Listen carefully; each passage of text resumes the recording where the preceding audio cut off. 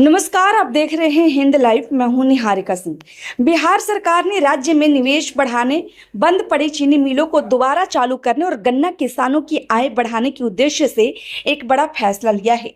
राज्य कैबिनेट ने sugar cane industries investment incentive policy 2026 को मंजूरी दे दी है। इस नई नीति के तहत निवेशकों को सिर्फ ₹1 के प्रतीकात्मक शुल्क पर सरकारी जमीन टैक्स में बड़ी छूट और करोड़ों रुपए तक की वित्तीय सहायता दी जाएगी। सरकार का दावा है कि यह नीति केवल चीनी उद्योग तक सीमित नहीं रहेगी, बल्कि इससे गन्ना किसानों, युवाओं, उद्योगों और बिहार की अर्थव्यवस्थाओं को भी बड़ा लाभ मिलेगा। आइए जानते हैं इस नई नीति की सबसे अहम बातें। मुख्यमंत्री सम्राट चौधरी की अध्यक्षता में हुई राज्य कैबिनेट की बैठक में इस नई नीति को मंजूरी दी गई। सरकार का कहना है कि बिहार कभी देश के प्रमुख चीनी उत्पादक राज्यों में गिना जाता था, लेकिन समय के साथ कई चीनी मिलें बंद हो गई। अब सरकार चाहती है कि इन मिलों को फिर से शुरू किया जाए और राज्य में नए निवेश को बढ़ावा मिले। गन्ना उद्योग मंत्री संजय कुमार ने बताया कि बिहार ऐसा पहला राज्य बन गया है जिसने चीनी उद्योग के लिए इतनी व्यापक और आकर्षक निवेश प्रोत्साहन नीति तैयार की है। उनका कहना है कि इस नीति से न केवल चीनी उत्पादन बढ़ेगा, बल्कि इथेनॉल, ग्रीन एनर्जी और बायोफ्यूल सेक्टर में भी बड़े निवेश आएंगे। अब बात करते हैं इस नीति की सबसे बड़ी घोषणा की। नई चीनी मिल लगाने वाले निवेशकों को सिर्फ 30 वर्षों की लीज पर अधिकतम 40 एकड़ सरकारी जमीन केवल ₹1 के प्रतीकात्मक शुल्क पर उपलब्ध कराएगी। इसका मतलब यह नहीं है कि कोई भी व्यक्ति ₹1 देकर जमीन खरीद सकता है। यह सुविधा केवल उन्हीं निवेशकों को मिलेगी जो सरकार की तय शर्तों को पूरा करते हुए नई चीनी मिल स्थापित करेंगे और निवेश करेंगे।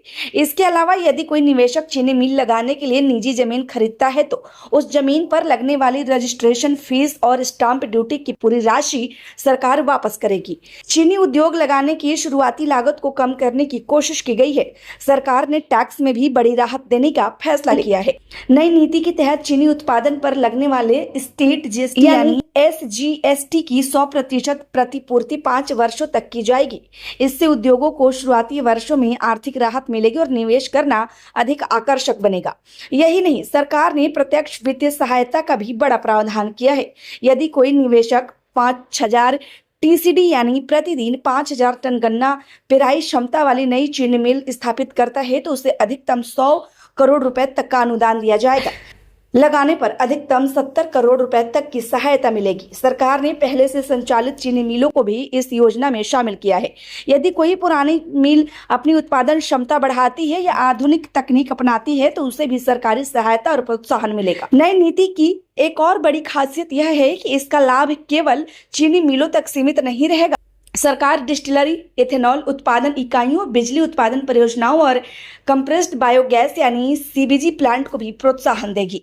सरकार का मानना है कि आने वाले समय में केवल चीनी उत्पादन में उद्योग को आगे नहीं बढ़ाया जा सकता, इसलिए गन्ने से बनने वाले अन्य उत्पादों पर भी विशेष जोर दिया गया है ताकि उद्योगों की आय बढ़े और किसानों को भी बेहतर दाम मिल सके।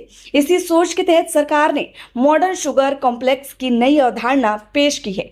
इस मॉडल में एक ही परिसर में चीनी, इथेनॉल, बिजली और CBG का उत्पादन किया जाएगा। इससे उत्पादन लागत कम होगी, संसाधनों का बेहतर उपयोग होगा और उद्योग की कमाई के नए स्रोत विकसित होंगे।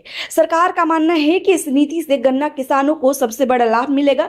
नई चीनी मिलें खुलने से किसानों को अपनी फसल बेचने के लिए दूर नहीं जाना पड़ेगा। समय पर गन्ने की खरीद होने की संभावना बढ़ेगी और भुगतान व्यवस्था में भी सुधार आएगा। इसके साथ ही हजारों युवाओं के लिए प्रत्यक्ष और अप्रत्यक्ष रोजगार के अवसर पैदा होंगे।